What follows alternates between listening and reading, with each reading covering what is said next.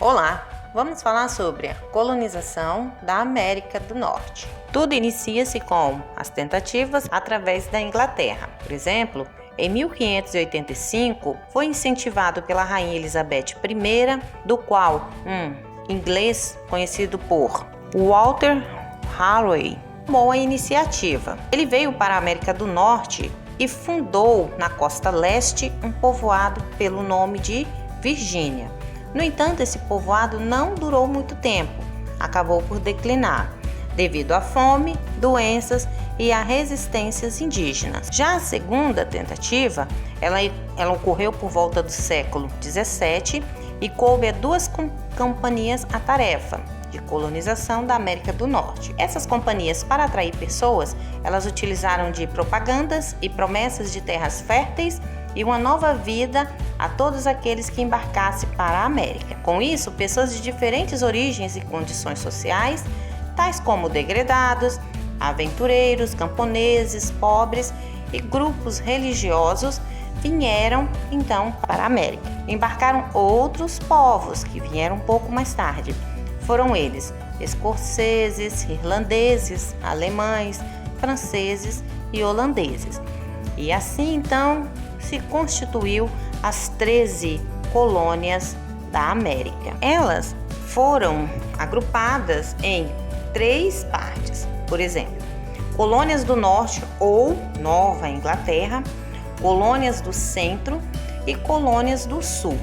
Quanto à economia local, esta variou de acordo com as condições geográficas e os interesses dos colonos. Por exemplo, as colônias do Sul desenvolveu-se com base na grande propriedade escravocrata, o plantation, aonde geralmente se explorava um único produto, tabaco, algodão ou anil. Os fazendeiros sulistas vendiam então seus produtos para a Inglaterra e dela compravam quase tudo de que necessitavam.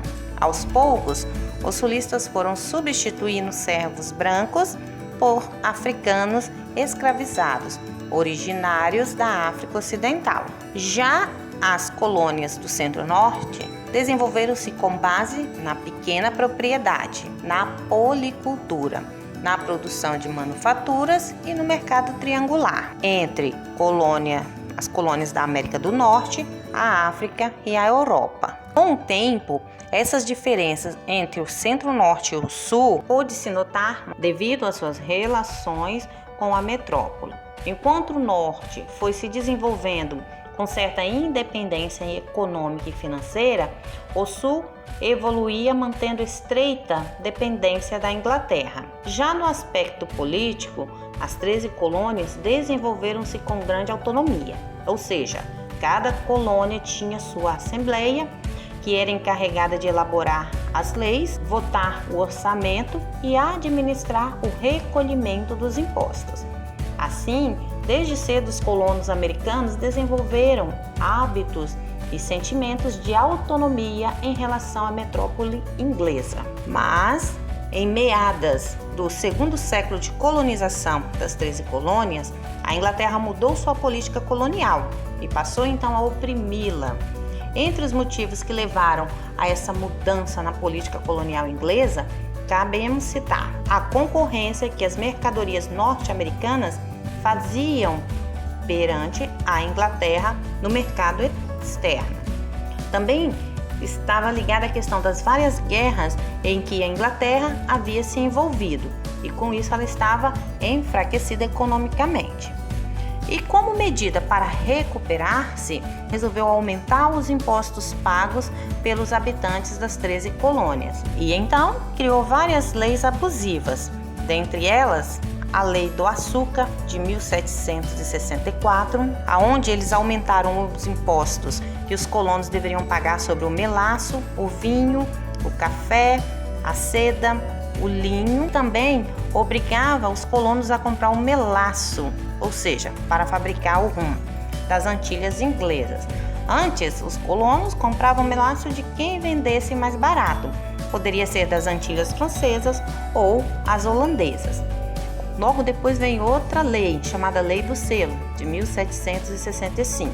Esta foi uma lei em que a Inglaterra exigiu que todo contrato, que cartas ou jornais certidões, tudo aquilo que passasse a circular nas colônias deveriam receber um selo comprado do governo inglês. Os colonos, por sua vez, não aceitaram, então queimaram centenas de maços de selos.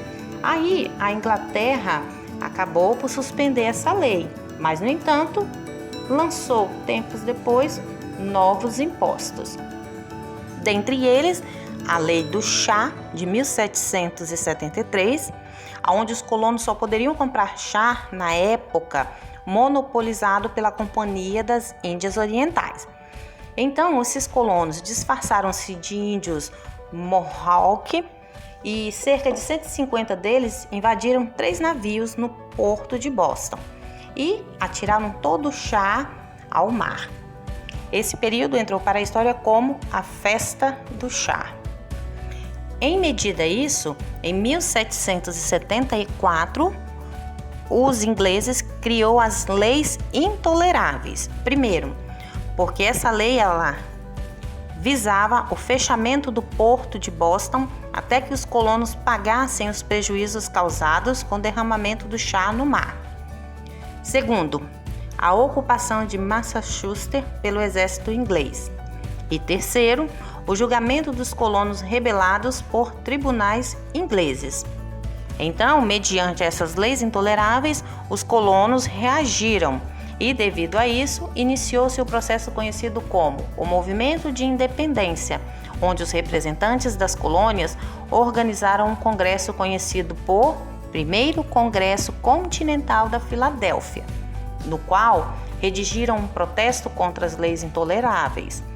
O governo inglês respondeu ordenando então a destruição de um depósito de armas dos colonos, que em contrapartida reagiram e tiveram então início as batalhas de Lexington e de Concord em 1775, as primeiras das guerras pela independência das 13 colônias.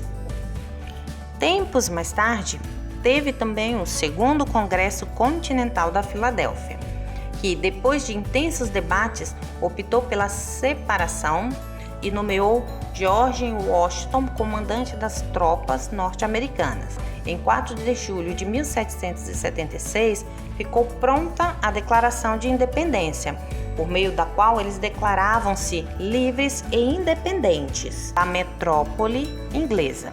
Seu principal autor foi Thomas Jefferson. E na Declaração de Independência, esta foi inspirada nos ideais de John Locke. Os colonos defendiam a resistência à tirania e o direito à vida, à liberdade e à busca da felicidade. A Guerra dos Patriotas contra os Jaquetas Vermelhas foi difícil e se estendeu por cerca de 6 anos. Ao vencer a Batalha de Saratoga em 1777, os colonos atraíram o apoio da França, da Espanha e da República das Províncias Unidas, atual Holanda. E todos eles eram antigos rivais da Inglaterra, e por isso eles passaram então a ajudar com armas, soldados e dinheiro. Os norte-americanos conseguiram então vencer a luta, e em 1783, pelo Tratado de Paris, a Inglaterra reconhecia a independência das 13 colônias. Era o primeiro país da América a tornar-se independente. Com isso, redigiram uma nova Constituição para organizar o novo país, definindo os direitos e deveres dos cidadãos. A Constituição do país ficou pronta em setembro de 1787. Esta Constituição definiu os Estados Unidos como uma república federalista e presidencialista. Federalistas porque as ex-colônias que passaram a ser estados ganharam autonomia para criar leis próprias, organizar forças militares e pedir empréstimos no exterior. Os poderes, seguindo a teoria de Montesquieu, ficaram divididos em executivo, legislativo e judiciário.